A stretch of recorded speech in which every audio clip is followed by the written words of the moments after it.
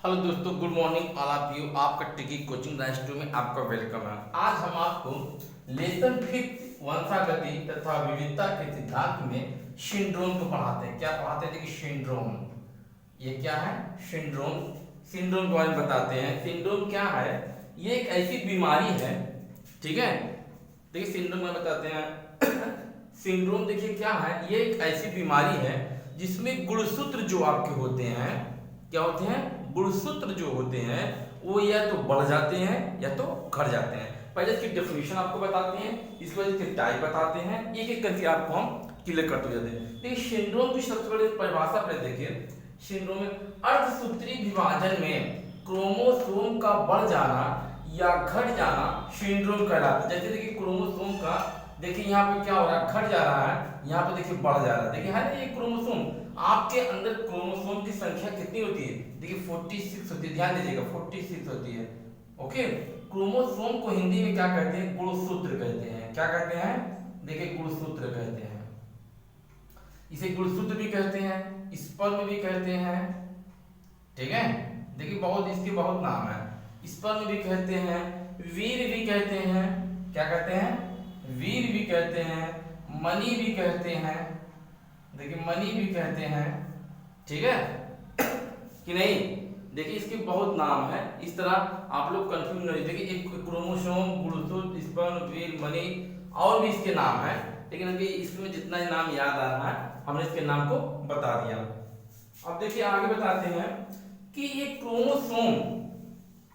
Chromosome जो है कब बढ़ता है कब घटता है। देखिए जैसे आपकी एक अवस्था होती है, क्या होती है? एक अवस्था होती है, ठीक है। अवस्था में समझ रहे, जैसे आपकी कोई एक अवस्था होती है कि हमारी मैरिज 18 साल तक हो जाएगी।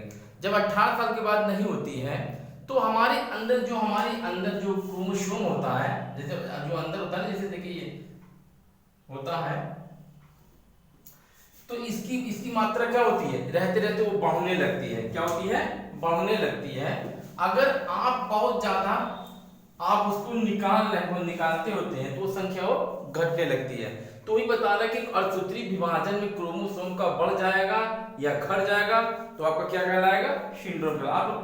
आप लोग इतने तो बुद्धिमान तो है ही, आप लोग समझ रहे हैं क्या कहना चाह रहे हैं। अब क्या आप समझ रहे हैं? तो क्रोमोसोम कब आपका बढ़ता है कब घटता है आपको बता दिए। अब देखिए क्रोमोसोम में इसकी टाइप्स बताते हैं आपको। क्या बताते हैं? देखिए टाइप्स मतलब क्रोमोसोम के कितने प्रकार होते हैं। देखिए देयर आर 4 टाइप्स। कितने टाइप हैं? 4 टाइप्स। There are 4। नंबर 1, देखिए नंबर 1 कौन सा सिंड्रोम आपका है? Turner syndrome. क्या है? Turner syndrome. ओके, देखिए टर्नर सिंड्रोम, देखिए सबको दिखाई दे रहा है ना? ठीक है। नंबर 2 आपका देखिए क्या है? बताइए नंबर 2 क्या है? क्लीनीफेल्टर सिंड्रोम। कौन सा है बताइए? देखिए क्लाइनीफेल्टर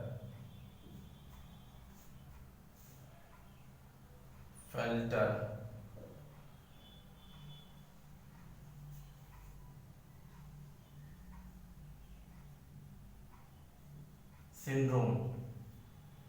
नंबर 3 आपका क्या है? देखिए number 1 Turner syndrome, number 2 Klinefelter syndrome, number 3 क्या है? टर्नर्स है कि टर्नर है? क्या नाम है? Turner syndrome. देखिए इसे तो ये क्या होना चाहिए? टर्नर्स। टर्नर्स है, टर्नर्स। अब सही है, चलिए कोई बात नहीं। क्लाइनीफेल्टर सिंड्रोम।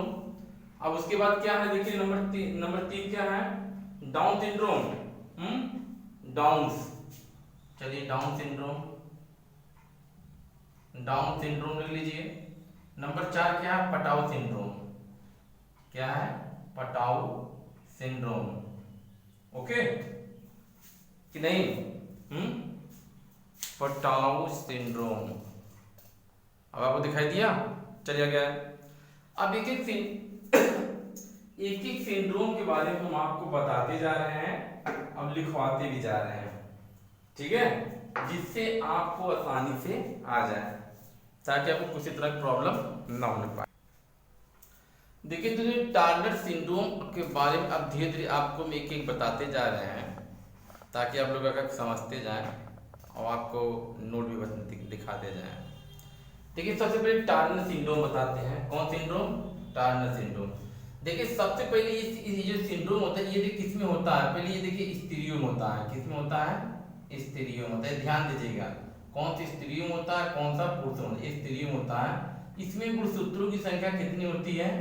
45 होती है। ध्यान दीजिएगा इसमें गुणसूत्रों की संख्या कितनी होती है? 45। मतलब 46 तो नॉर्मल, देखिए 46 तो आपका नॉर्मल है, तो 46 में से एक कम होती है इसमें, ठीक है। जिस स्त्री में होती है उसमें ऑटोसोम सिर्फ यक्स पाए जाते हैं। ध्यान दीजिएगा उसमें ऑटोसोम क्या पाए जाते हैं? सिर्फ यक्स पाए जाते हैं। क्लियर? क्या ऑटोसोम क्या पाए जाते हैं? ऐसी स्त्रियों के जननांग क्या होते हैं? छोटे होते हैं, उनका वक्ष छोटा होता है, उसमें विकास नहीं होता है, उसमें क्या होता है? मासिक धर्म भी नहीं आता है। ऐसे में कद छोटे होते हैं। अब इसके नोट बना देंगे, अभी आप देखेंगे आपको समझ में आ जाएगा। ओके कि नहीं? एक बार फिर बता देते हैं। टार्नर सिंड्रोम होता है ये स्त्रियों में पाया जाता है। इसमें गुणसूत्रों की संख्या 45 मतलब 46 बराबर 45 होता है, ठीक है। और ऑटोसोम केवल यक्स पाए जाते हैं। ऐसी स्त्रियां का कद छोटा होता है। कद क्या होता है? छोटा होता है। उनमें जंगांग छोटे होते हैं, ओवरी नहीं होती है और उसमें मासिक धर्म नहीं आता है, ठीक है। अब इसकी देखिए नोट भी आपको देते जाएंगे तो आपको समझ में आता रहेगा। चलिए इसके देखिए एक बार नोट देखिए।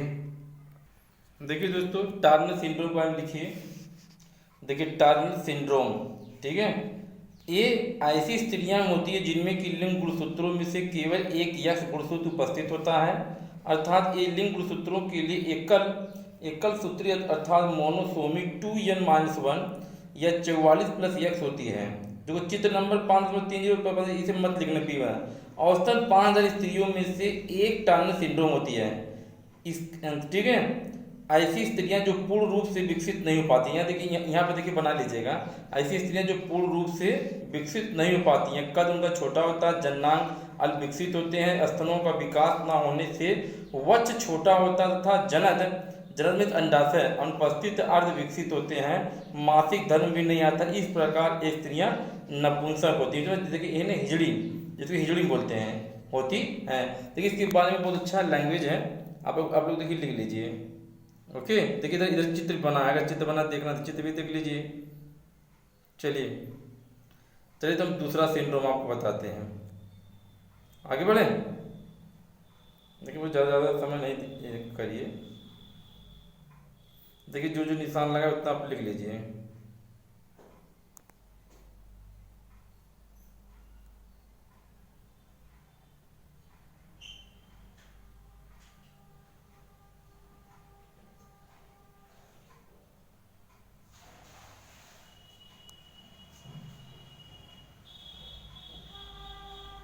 चलिए आगे बढ़ते हैं, दूसरे सिंड्रोम में बताते हैं आप। देखिए दोस्तों दूसरा वाला क्या है, देखिए क्लाइनफेल्टर सिंड्रोम किसे कहते हैं। देखिए आया है ना, इसको देखो लिखना कैसे, नोट बनाने के लिए तरीका आपको बता रहे हैं। देखिए लिखते कैसे। देखिए दोस्तों क्लाइनफेल्टर सिंड्रोम किसे कहते हैं, कैसे बनते हैं, एक मनुष्य में ये उपस्थित कहते हैं, लक्षण क्या होते हैं। देखिए ये सब चीज़ें आपको एक बार में ये पढ़ेंगे आपको समझ में आ जाएगा। देखिए क्लाइनफेल्टर सिंड्रोम जो होता है, ये सिंड्रोम, देखिए ये सिंड्रोम लिंग गुणसूत्रों की ट्राइसोमी का होती है। इसमें देखिए गुणसूत्र कितने होते हैं, देखिए 47 होते हैं। देखिए 46 था, एक बढ़ जाते हैं, एक क्या हो जाते हैं, देखिए एक बढ़ जाते हैं। जैसे 44 तो होते हैं, ऑटोसोम होते हैं, 2 एक्स होते हैं, एक एक्स वाई होते हैं जो होते हैं, इनमें 44 प्लस एक्स वाई होते हैं जो एक सूत्र बढ़ जाते हैं। लेकिन नहीं दिखाई दे रहा, हिल रहा है। चलिए अब देखिए आपको सही दिखाई दिया। चलिए ठीक है, ऐसे ही देख लीजिए, सफा आपको दिख रहा है ना। गुणसूत्र इनमें पुरुष और स्त्रियों के लक्षणों का मिश्रण पाया जाता है, जैसे दोनों की पाया जाता है, मिश्रण पाया जाता है। वायु गुणसूत्रों की उपस्थिति का इनका शरीर क्या होता है, लंबा व समान पुरुषों जैसे हो जाता है, लेकिन अतिरिक्त यश गुणसूत्र का है, इनके विश्रम तथा अन्य जननांग व जनन ग्रंथियां अल्प विकसित हो जाती है। देखिए ये जो क्लाइनफेल्टर सिंड्रोम, ये देखिए मेल में होता है, ध्यान दीजिएगा, मेल मतलब पुरुषों में होता है। ये किस में होता है, पुरुषों में होता है, ठीक है। जनना देखिए, क्योंकि देखिए इसमें बता रहा है, विश्रम से ही पता चल रहा है कि मेल में होता है। देखिए जनन ग्रंथियाँ विकसित होती है, इसे देखिए हाइपोगोनाडिज्म कहते हैं। इसमें शुक्राणुओं का, ठीक है, निर्माण नहीं होता है। ये नर बाद मेल स्टाइल होते हैं। ये स्त्रियों के समान चेहरे और शरीर पर बाल कम होते हैं और स्त्रियों के समान स्तन भी विकसित होते हैं। इसे देखिए गायकोकोमेस्टिया भी कहते हैं। पहले आप देखिए इतना लिख लीजिए, तो और आगे भी आपने थोड़ा सा और आगे है, देखिए आपको आगे पहले चलिए आगे बढ़े। चलिए आगे चलते हैं। देखिए जितना निशान लगाए बस उतने लिखिए। तो यहाँ से लिखिएगा, फिर उसके बाद बीच में छोड़ दीजिएगा, फिर यहाँ से यहाँ तक लिखिए। बस ज़्यादा फालतू मत लिखिए, ज़्यादा फालतू लिख के क्या करेंगे, देखिए हिल रहा है थोड़ा। ओके, देखिए अमेरिकी वैज्ञानिक एच.एस. क्लाइनफेल्टर ने सन 1942 में इस प्रकार के असामान्य पुरुषों का वर्णन किया। लगभग 500 पुरुषों में से एक क्लाइनफेल्टर सिंड्रोम पाया जाता है। फिर देखिए इसे छोड़ दीजिए। ऐसे क्लाइनफेल्टर सिंड्रोम भी होते हैं जिनमें लिंग गुणसूत्र यक्स वाई यक्स या 3 से अधिक ट्रिपल यक्स वाई, देखिए 4 यक्स वाई, फिर देखिए 2 2 4 5 यक्स वाई तथा यक्स वाई सिंड्रोम वाले पुरुष लंबे मूर्ख, कामों का गुस्सैल और उग्र स्वभाव के अतिरिक्त देखिए अतिशय होते हैं। इनके विपरीत यक्स तथा यक्स देखिए आत्मदाएँ मूर्ख और बाज होती हैं। दो से अधिक यक्स पुरुषत्व वाले भी नर क्या होते हैं, नर नपुंसक होते हैं। वो सब क्या होते हैं, नपुंसक होते हैं। देखिए आप लोग पूरा दिखाई दे तब हम आगे बढ़ें। चलिए हो जाएगा, बढ़े आगे। चलिए ठीक, अब अगला डाउन सिंड्रोम में बताने जा रहे हैं।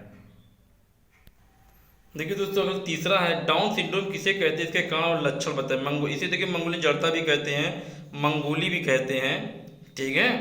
इसके कई नाम हैं, अभी सभी नामों को धीरे धीरे देखिए आपको पता चल जाएगा। देखिए सबसे पहले क्वेश्चन देख लीजिए, क्वेश्चन के बाद डाउन सिंड्रोम के बारे में देखिए आ जाइए। अब डाउन सिंड्रोम देखिए जो है, देखिए लाइट नजर, लाइट भी जला दे रहे हैं, लेकिन लाइट से अच्छा देखिए इसे दिख रहा है, ठीक है। और बड़ा कर दें। देखिए डाउन सिंड्रोम सर्वप्रथम एक अंग्रेज चिकित्सक जॉन लैंगडॉन डाउन ने सन 1862 में खोजा था। यह रोग गुणसूत्रों में संख्या की अनियमितता के कारण होने वाले परिवर्तनों से होता है। मनुष्य में कभी कभी गुणसूत्रों की संख्या 46 के स्थान पर कहते हैं कितना हो जाता है, 47 हो जाती है। यह अतिरिक्त देखिए ना, यह अतिरिक्त गुणसूत्र 21वें समजात जोड़े से तीसरा बढ़ जाने के कारण होता है। इसे डाउन संलक्षण भी कहते हैं। यह अतिरिक्त गुणसूत्र बच्चे की बुद्धि के समान विकास को रोक देता है। संख्या में अधिक गुणसूत्र के कारण प्राय अंड कोशिका के निर्माण होने में गड़बड़ी कारण हो सकता है। 47 गुणसूत्र वाले एक संतान का मस्तिष्क अविकसित होता है। सिर गोल, ओठ नीचे की ओर लटका रहता है। माथा जो अनावश्यक, पहले आप लोग करिए, फिर और थोड़ा सा आगे ऊपर थोड़ा आगे भी लिखना है, देखिए दूसरी जगह पर है। पहले आप लोग इतना कह लीजिए तब आगे बढ़े।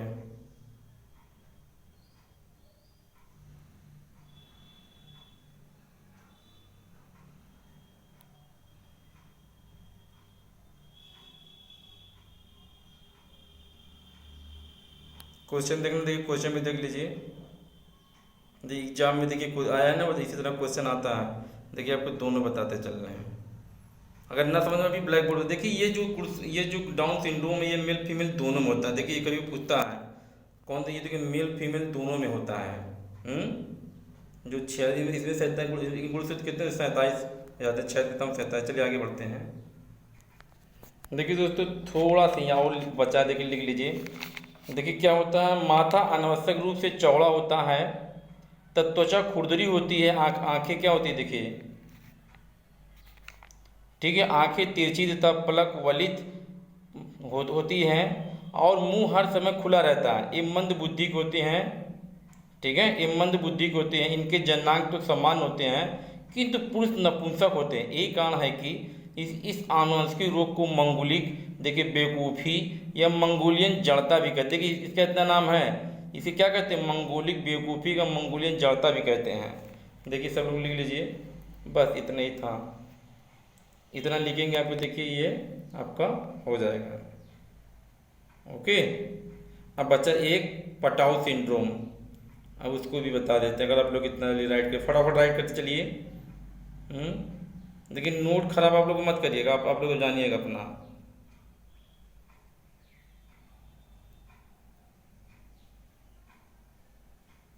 चलिए आगे बढ़ते हैं।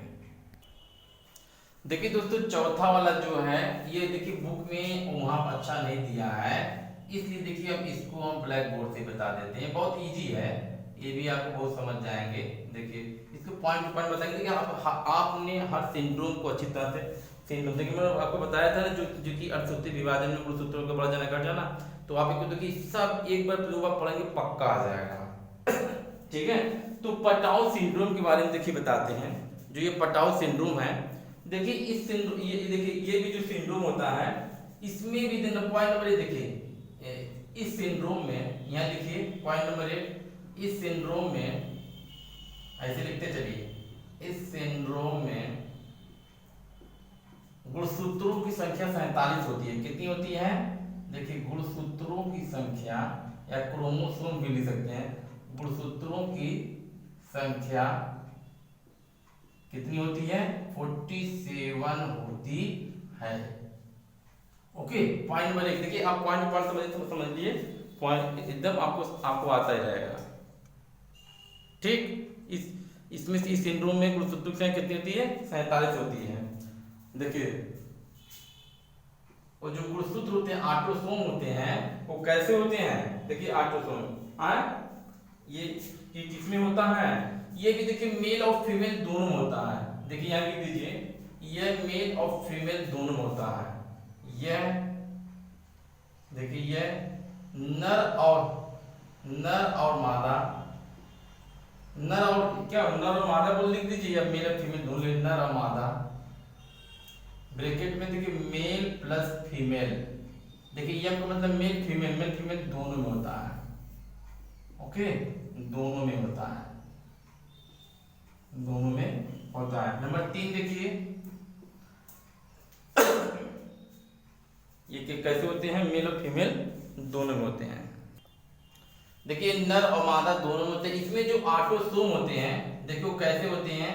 XY, ठीक है, देखिए 47 होते हैं, या देखिए XYY, ठीक है, या XYY होते हैं। कौन सा ऑटोसोम देखिए होते हैं?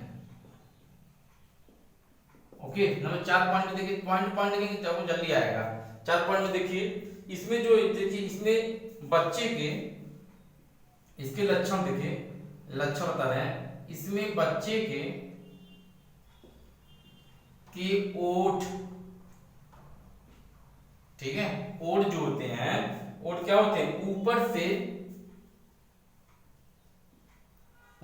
से कटे होते हैं। क्या होते हैं? कटे होते हैं। देखिए थोड़ा सा अलग है, कटे होते हैं। देखिए आप लोगों को समझ में आ रहा होगा, ठीक है। देखिए नंबर 5, इसमें जो पुरुष के देखिए इसमें पुरुष या नर के, देखिए पुरुष के ऑटोसोम,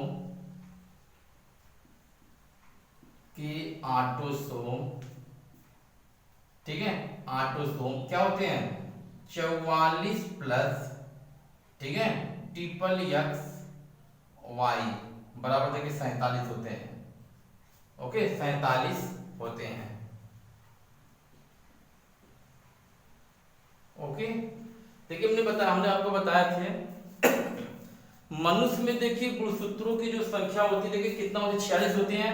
46 में देखिए आपको 44, देखिए 44 होते हैं, या 44 ऑटोसोम होते हैं। इसमें दो क्या होते हैं? जैसे XX या XY होते हैं जो ऑटोसोम, ये गुणसूत्र ये डिपेंड करता है कि होने वाला संतान लड़का होगा कि लड़की होगा, XX है या XY। देखिए अगर ये किसमें, ये मादा में देखिए, ये मादा में होता है, और पुरुष में देखिए 44 प्लस XY होता है, ठीक है। अब देखिए अब 46 हुआ, ये 44 आपका क्या बताता है? ये ऑटोसोम है, और 46 आपका क्या बताता है? गुणसूत्र है, ठीक। देखिए 5 पॉइंट आपको बता दिए मेन। अब आप इससे अब समझ जाएंगे कि नहीं, बताइए। और 6वां पॉइंट लिखना तो और भी लिख लीजिए। इसमें शरीर अजीब से होता है।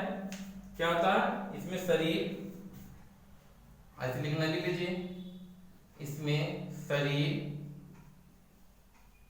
अजीब सा होता है। क्या होता है? अजीब सा होता है।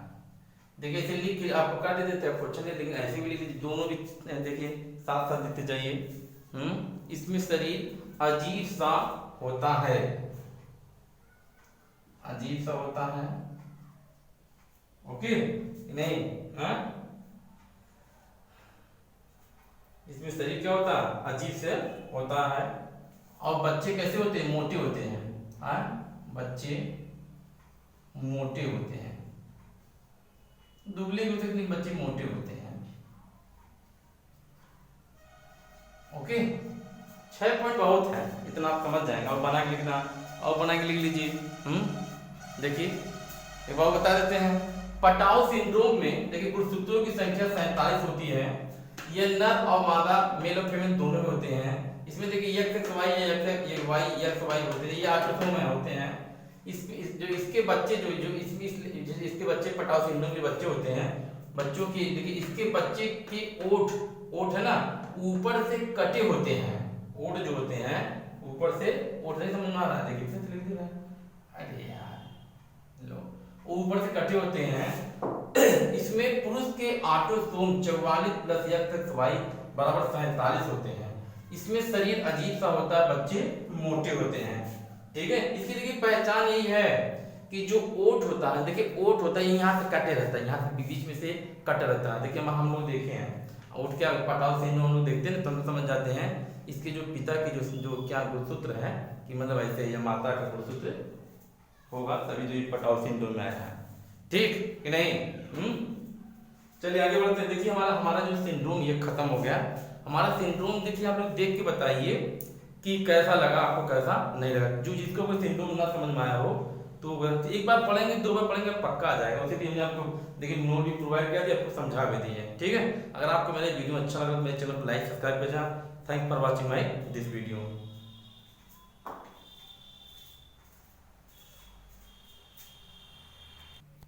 देखिए दोस्तों थोड़ा कुछ और क्वेश्चन भी लिखते चलिए ताकि आगे बढ़ता है।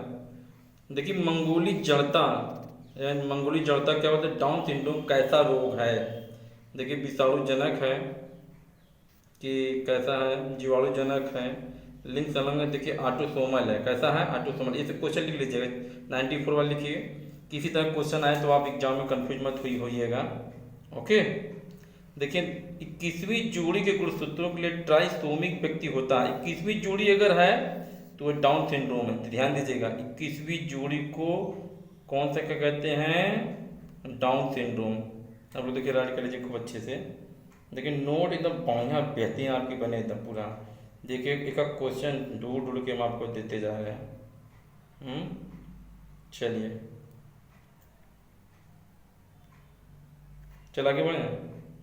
देखिए कुछ क्वेश्चन इधर भी है देख लीजिए कि एग्जाम में आते हैं तो आप लोग कंफ्यूज हो जाते हैं, इसलिए देखिए आपको ऐसे बताते जा रहे हैं कि क्वेश्चन कैसे कैसे आएंगे, कैसे कैसे आपको करने हैं। देखिए XO, देखिए XO गुणसूत्र ढांचे के फलस्वरूप बनता है। देखिए बनता है, कौन सा बनता है? देखिए टर्नर सिंड्रोम में। ध्यान दीजिए XO जो गुणसूत्र है, देखिए एक बार ने बार बार चिल्लाए के आपको बता रहे हैं कि 100वां क्वेश्चन ध्यान दीजिए। XO गुणसूत्र ढांचे के जो फलस्वरूप बनता है वो टर्नर सिंड्रोम में बनता है। देखिए ध्यान दीजिए XO गुणसूत्र टर्नर सिंड्रोम में। ठीक है, 21वीं जोड़ी जो रहता है वो डाउन सिंड्रोम में होता है। जैसे हमने देखो आपको बताया ना कि 21वीं जोड़ी जो है वो डाउन सिंड्रोम। ये सब देखिए क्वेश्चन ऐसे एग्जाम में आएंगे क्या नंबर के। तो XO ढांचे के फलस्वरूप जो ये टर्नर सिंड्रोम बनाता है। अब देखिए उसके बाद नीचे वाले में आइए। देखिए नीचे गुणसूत्र पर देखिए कैरियोटाइप में से केवल यह गुणसूत्र स्त्री के एक असामान्य कहलाती है, असामान्य कहलाती है। देखिए किसमें देखिए टर्नर सिंड्रोम में। ओके, किसमें कहलाती है? टर्नर सिंड्रोम में। देखिए अनुवांशिकी के जनक किसे कहा जाता है बताइए? ये क्वेश्चन हम नहीं बताएंगे, आप लोग खुद पता ढूंढेगा। अनुवांशिकी के जनक किसे कहा जाता है? आप लोग खुद देखिए कह के लाइएगा। ठीक है, थोड़ा आप लोग भी करिए, आंसर ढूंढिए, सब हम ही बता दें पूरा।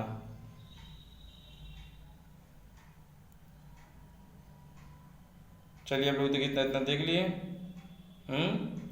जो जो निशान लगा है उसको आप करते चलिएगा।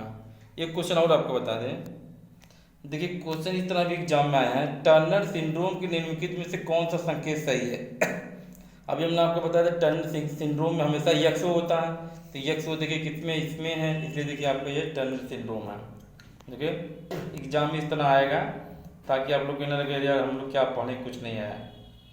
ओके, दिखाई दे रहा है नहीं? चलिए 2-4 क्वेश्चन और बता दें आपको। चलिए आगे बढ़े, चलिए आगे बढ़ते हैं, बढ़े, लिख लीजिए लिख लीजिए। देखिए क्वेश्चन इसे एग्जाम में आया है, मंगोली जड़ता किसके कारण होती है। हमने आपको बताया था मंगोली जड़ता को डाउन सिंड्रोम कहते हैं। क्या कहते हैं? डाउन सिंड्रोम कहते हैं। ये किसवीं जोड़ी के अलिंग सूत्रों की देखिए एकाधिक सूत्रता के कारण होता है। देखिए कुछ ध्यान से नोट बनाइएगा, आपका गलत ना होने पाए। मंगोली जड़ता किसके कारण होती है? किसवीं जोड़ी के अलिंग सूत्रों की एकाधिक सूत्रा के कारण होती है। देखिए आप लोग पढ़ लिख लीजिए, एकदम बेहतरीन। देखिए हम घबरे में हम जल्दी भागेंगे नहीं, इतना बना तो देखिए ये बोर्ड में आया हुआ भी है। और 2-4 क्वेश्चन बता दें आपको ताकि आप एकदम फ्रेश हो जाएं, अच्छे हो जाएं। तो 2-4 क्वेश्चन और ले लीजिए, बताएं। चलिए क्वेश्चन ये भी लिख लीजिए, आनुवंशिकी जीव विज्ञान की वह शाखा जिसके अंतर्गत अध्ययन किया जाता है। ये तो बहुत आसान है, आनुवंशिकता में विभिन्नता का, ये भी लिख लीजिए थोड़ा।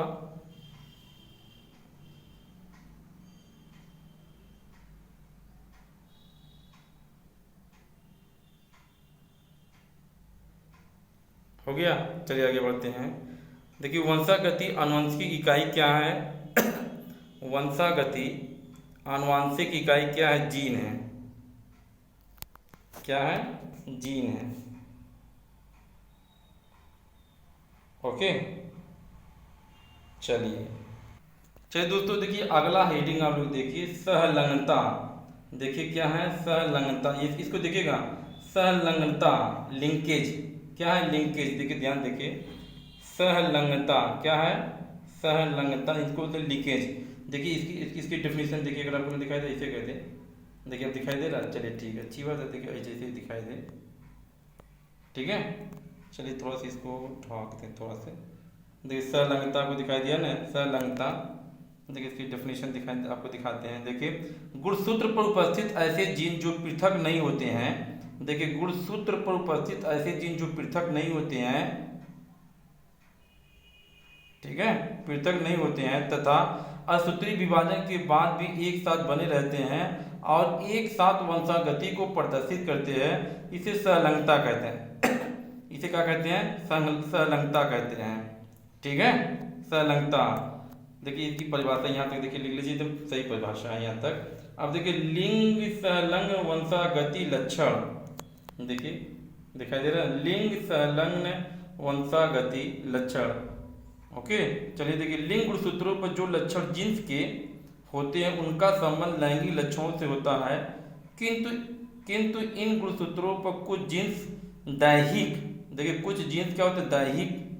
दैहिक या स्टोमैटिक बोलते हैं, देखिए ना, लक्षणों वाले भी होते हैं। इन्हें लिंग सहलग्न लक्षण कहते हैं। इनकी वंशागति लिंग सहलग्न वंशागति अथवा लिंग सहलंगता कहलाती है। मनुष्य में लगभग 120 प्रकार के लक्षणों की वंशागति पाई जाती है। देखिए ना 120। देखिए आपको एकदम ये अगला दिखाई दे तो आपको देखिए बड़ा करके नहीं दिखा दे रहा है, ठीक। देखिए अगर नोट में अगर कोई प्रॉब्लम हो तो बताइएगा, ठीक।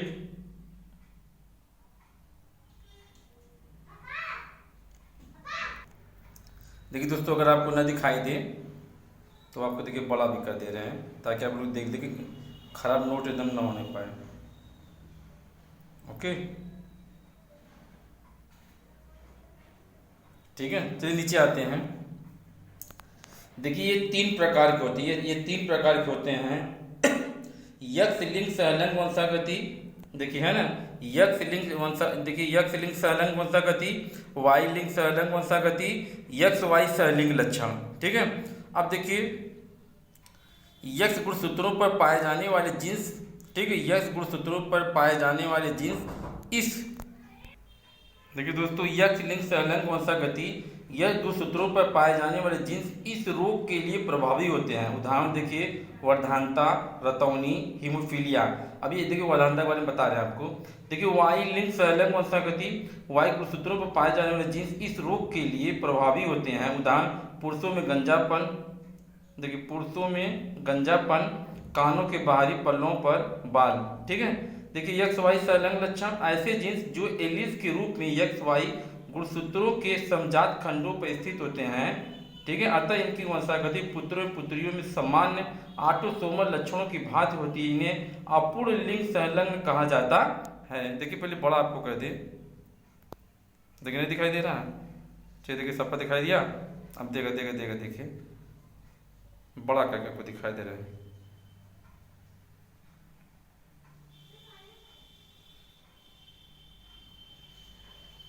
चलिए, आपको बड़ा भी कर दें ज़्यादा ज़्यादा आपका भी।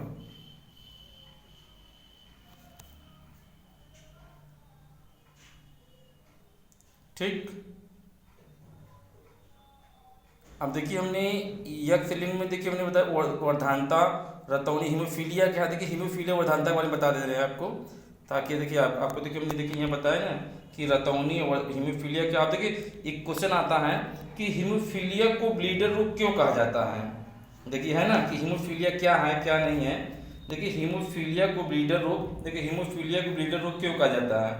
देखिए, इसमें क्या होता है, इस रोग के रोगी को चोट लगने पर रुधिर का धक्का नहीं बनता है और रुधिर निरंतर बहता रहता है, जिससे अधिकतर रुधिर बहने से रोगी की मृत्यु की संभावना होती है। यह पीढ़ी दर पीढ़ी चली रहती है। यह यक्ष लिंग गुणसूत्रों में क्रोमोसोम, देखिए ना, देखिए ध्यान दीजिए, क्रोमोसोम में सहलंग से होता है। इसीलिए इसे ब्लीडर रोग भी कहा जाता है। देखिए, क्वेश्चन बहुत आता है, आप लोग इसको देखिए छोड़िएगा नहीं। देखिए, आपको देखिए बड़ा भी करके दिखा दे रहे हैं।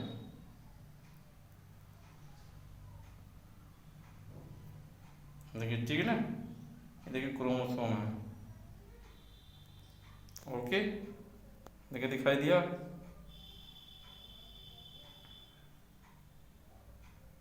चलिए आगे।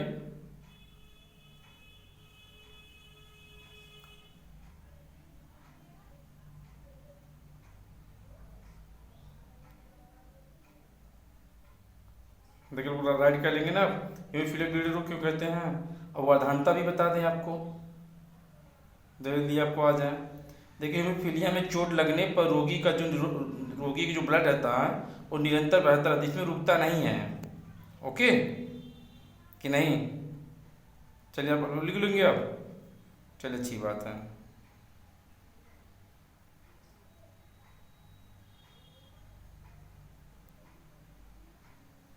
चलिए, देखिए आपको छोटा बड़ा करके दिखा दें ताकि आपको प्रॉब्लम ना होने पाए। दोस्तों, थोड़ा सा इसको भी लिख लीजिए, थोड़ा ये भी नोट में आपका अच्छा बन जाए। देखिए, इतना छूट गया था। सप्रभाविता, ठीक है ना। देखिए, इतना छूट गया तो ये भी लिख लीजिए। प्रथम पीढ़ी में नर और मादा दोनों की लक्षण अपने आप को प्रकट करते हैं, अर्थात उनका मिश्रण नहीं होता। इसे सप्रभाविता का, जैसे ABO रुधिर वर्ग। ठीक है। अपूर्ण अप्रभाविता, विपर्यासी लक्षणों के युग में से एक लक्षण दूसरे रूप में प्रभावी होता है। यह घटना अपूर्ण प्रभाविता कहलाती है। ठीक। उदाहरण, मिराबिलस है ना। देखो ये कहाँ, देखिए मिराबिलस या जलाया या गुलबास के पौधे में लाल पुष्प और सफ़ेद पुष्प युक्त पौधों के मध्य संकरण कराने पर यपन पीढ़ी में सभी फूल लाल या सफ़ेद ना होकर गुलाबी रंग के होते हैं। यक्ष पीढ़ी में एक लाल, दो गुलाबी, एक सफ़ेद पुष्प, यानी 1:2:1 युक्त पुष्प प्राप्त होते हैं। पहले आप इतना लिख लीजिए तो हम आपको बताएं। देखिए, बड़ा करके आपको दिखा दे रहे हैं।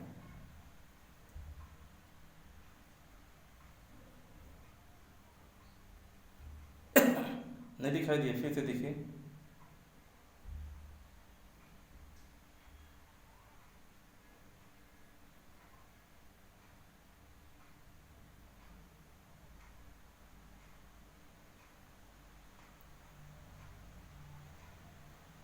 ठीक। अब नीचे देखिए, बहुप्रभाविता साधारण एक जीन प्रमुख रूप से केवल एक लक्षण को प्रभावित करता है। साधारणतः एक जीन प्रमुख रूप से केवल एक लक्षण को प्रभावित करता है, परंतु कुछ जीन एक से अधिक लक्षणों को प्रभावित करते हैं।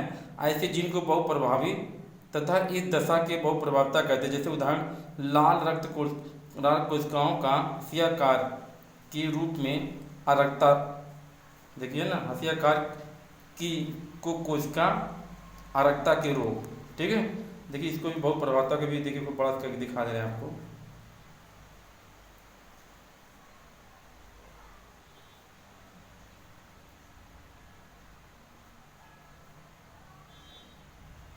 ठीक, चलिए आगे देखिए। संकरपुर संकरण, जब किसी संकर के किसी भी एक जनक संकरण कराया जाता है तो इसे क्या कहते हैं? संकरपुर्ज कहते हैं।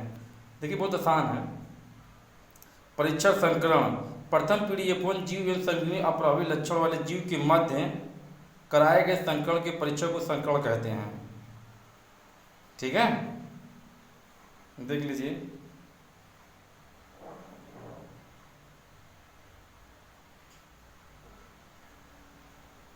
अब देखिए आनुवांशिक रोग, वे रोग की, देखिए आनुवांशिक रोग क्या है? वे रोग जो किसी संतान को अपने माता पिता के रूप से, देखिए आनुवांशिक, वे रोग जो किसी संतान को अपने माता पिता से आनुवांशिक रूप से प्राप्त होते हैं आनुवांशिक रोग का, जैसे वधानता, हीमोफीलिया, देखिए बताया ना, ये आनुवांशिक रोग हैं। देखिए देख लीजिए।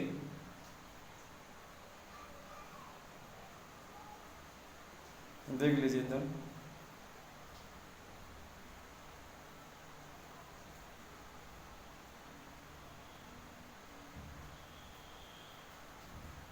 और बड़ा कर दें।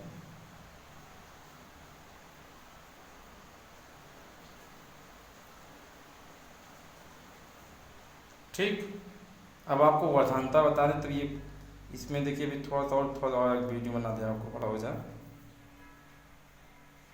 अनुवांशिक नहीं समझ, वे रोग जो कि संतान को अपने माता पिता अनुवांशिक रूप से प्राप्त होते हैं।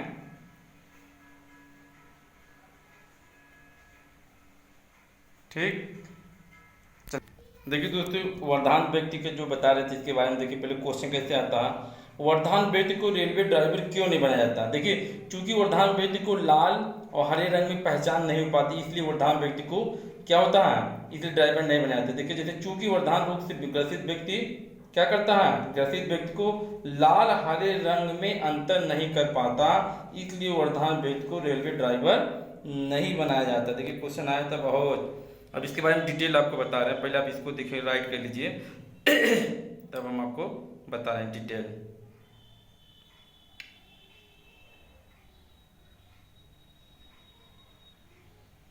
हो गया आपका?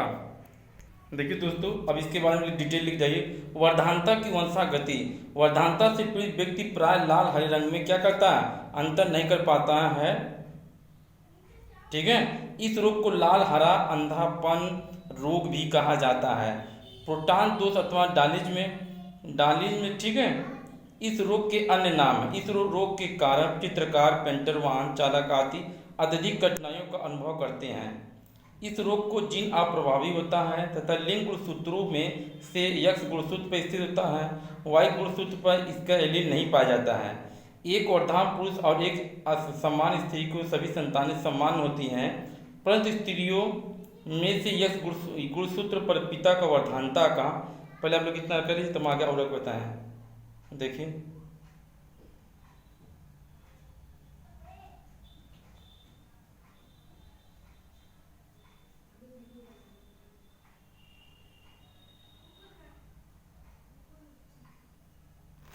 चलिए आगे बढ़ते हैं।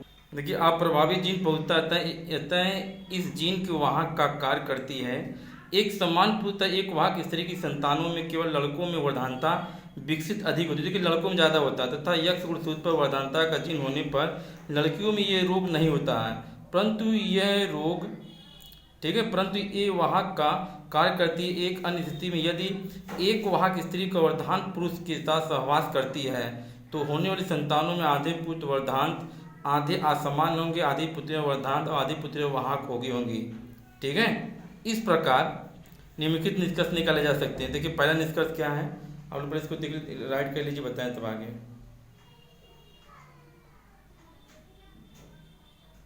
चलिए ठीक है, देखिए पहला है स्त्रियां तभी वर्धान होती हैं जबकि वर्धान के जीन यक्ष या गुणसूत्रों पर स्थित होते हैं, क्योंकि वर्धान का जीन अप्रभावी होता है और असमान स्थित यक्ष गुणसूत्र पर इसका प्रभावी रंग को रोकने वाला जीन होता है। देखिए पॉइंट नंबर 1 अच्छी तरह से लिख लीजिए। तो अगला पॉइंट आपको देखिए, दूसरा पॉइंट आपको बताते हैं, केवल एक यक्ष गुणसूत्र पर वर्धान का जीन स्थित होने पर स्थित केवल वाहक का कार्य करती है। ठीक है। नंबर 3, पुरुष में यक्ष गुणसूत्र केवल एक ही होता है, अतः उस पर वर्धान के जीन होने पर वह वर्धांग होता है। स्त्रियों में यह रोग लगभग 1 या 2% होता है। ठीक है। चलिए आप लोग इतना राइट करिए। ये मेरा वीडियो कैसा लगा जरूर हमको लाइक सब्सक्राइब कमेंट बताइएगा। Thank for watching my this video. आप लोग अच्छी तरह देखिए, इसको देख लीजिए। ठीक। अगर आपको मेरा वीडियो अच्छा लगा तो मेरे चैनल को लाइक सब्सक्राइब कर दीजिएगा, नहीं तो कोई बात ही नहीं। देखिए चित्र भी आपको दिखा देते हैं।